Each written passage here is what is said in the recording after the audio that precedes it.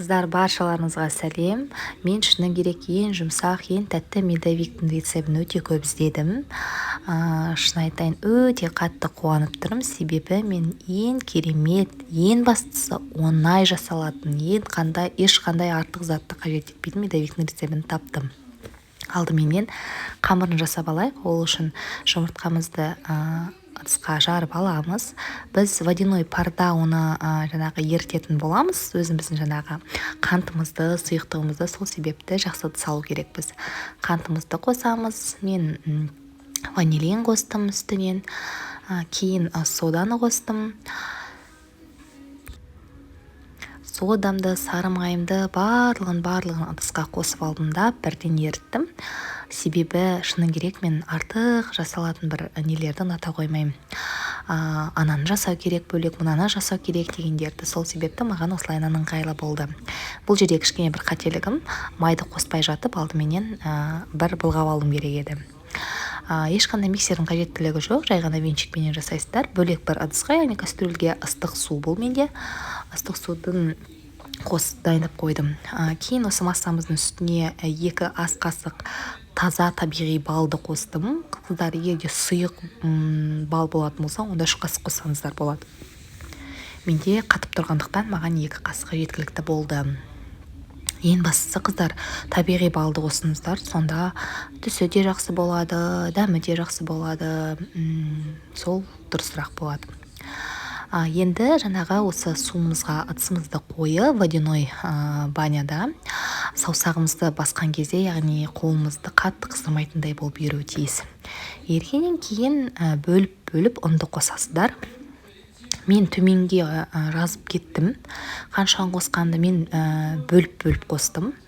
Сол себепті бөліп қосып, жақсылап тұрып қамыр илейсіз дағы. Егерде уақыттарыңыз болып жатса, тоңазытқышқа қойып қоясыздар. Егерде уақыт жағынан болмай жатса, бір 10 минутке бөлме температурасына қойып, кейін жаңағы қамырды жайып, корждатып пісіре беруге болады. Мен осылайынан алдыменен барлығын лопатамен жасап алдым. Кейін ұнды қосқанда осылай формасын жақсы ұстайтындай болып шықты. Тоңазытқыштан алып шықтым. Енді осыны теңдей бөліктерге бөлесіздер. Өздеріңіздің қалауларыңыз бойынша мен шамаменен 7 бөлікке бөлдім. Себебі мен кішкене көлемі жағынан үлкендеу қаладым жасауды, сол себепті мен 7 бөлікке бөлдім. Осылайынан дайындап аласыздар, ешқандай қиындығы жоқ. Кейін пергамент қағаздарыңызды бөліп дайындап қойыңыздар. Сол пергаменттің үстіне бірден жаясыздар. Сонда сіздер жаңағы оны жаясыздардағы бірден жаңағы пештеріңізге сала қоясыздар, еш қиындығы болмайды. Осылай пергаменттің үстіне қоясыздар. Қатып тұрған қамыр өте жақсы істелінеді. Негізі ешқандай несіз қолыңызға жабысып жатса, міндетті түрде үстінен ұн қосып жібересіздер. Онда тұрған ештеңе жоқ, ешқандай жамандық жоқ, ештеңе болмайды. Осылайынан қатты илеп, көлемі жағынан жаңағы үлкейтіп аласыздар.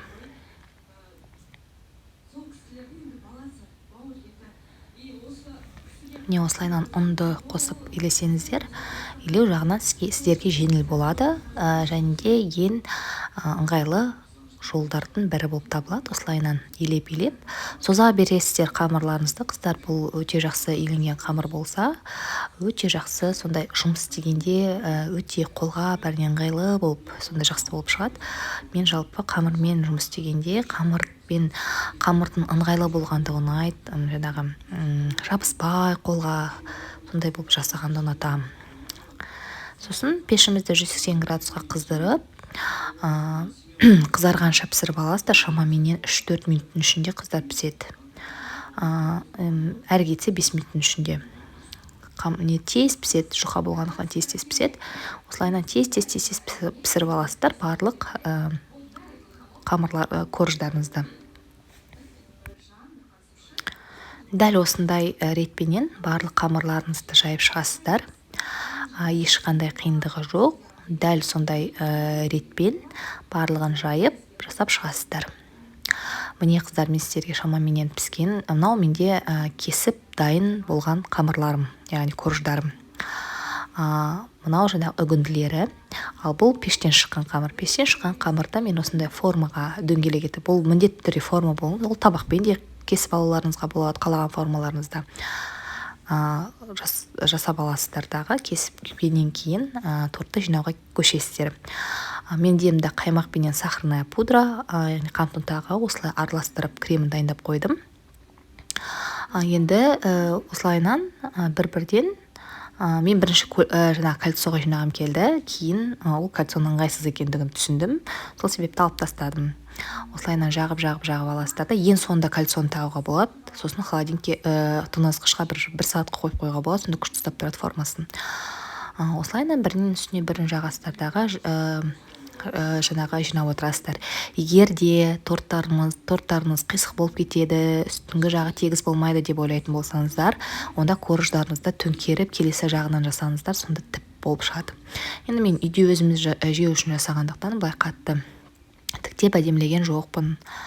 Ең бастысы дәмді, ең бастысы жұмсақ, ең бастысы нағыз балды дәмді болып шығады. Осылайынан барлығын жинайсыздар дағы, сыртына барлығына корждарыңызды жағасыздар. Содан кейін үстіне жаңағы бағанадан қалған үгіндіні, жаңағы ол бізде корждың қалған шетіндегі қалдықтары ғой.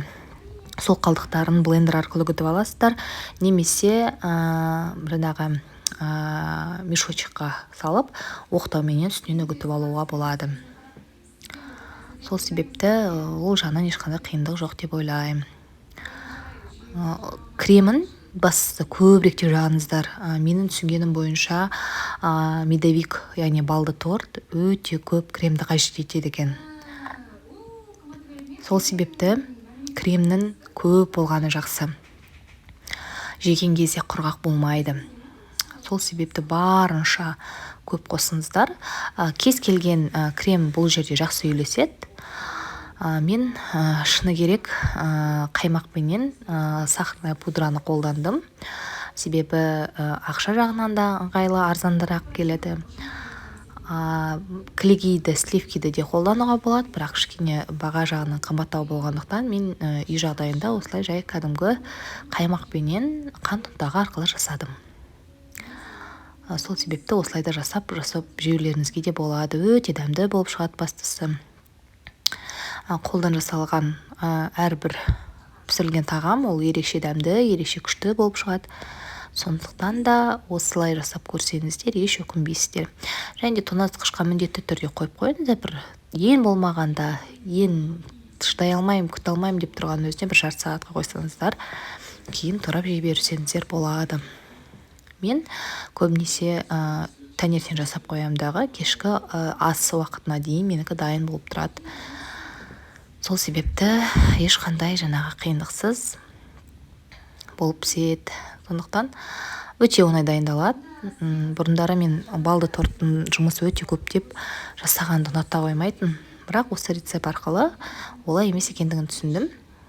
Мен кішкене торттым шетке қарай жиналып қалғандықтан қисық секілді болып көрініп тұр. Міне осындай керемет болып шығады, дәмді болып шығады. Мен шыны керек бұл жерде кремді аздау ғана қосыппын. Келесі рет жасаған кезде көбірек қосқанда ол өте одан да нәзік болып шықты. Сондықтан да міндетті түрде жасап көріңіздер. Астарыңыз дәмді болсын. Сіздермен болған мен Райхан.